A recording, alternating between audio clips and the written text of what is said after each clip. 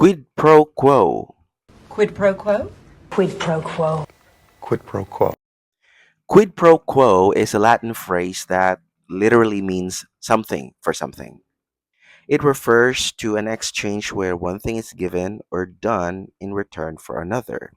In modern English, it usually means a mutual agreement or trade-off. Sa Bisaya, kasabutan nga naay baylo or agreement with something in return.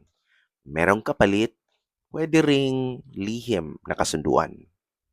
I'm here to offer you a quid pro quo. Example, the two students had a quid pro quo. She helped her classmate with math, and her classmate helped her with English. Nagkaroon ng quid pro quo ang dalawang estudyante.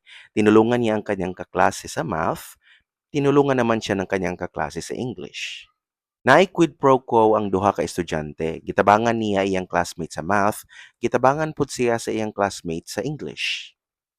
Luke and Jillian, the deal, quid pro quo. Ang mga mambabatas natin ay meron ding quid pro quo. I will support your bill and you support mine.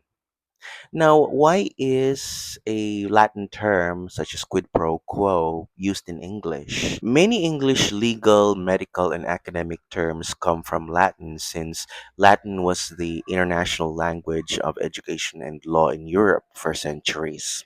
Lawyers and scholars borrowed it directly into English without translating it. It sounds precise and formal, and it became part of legal English.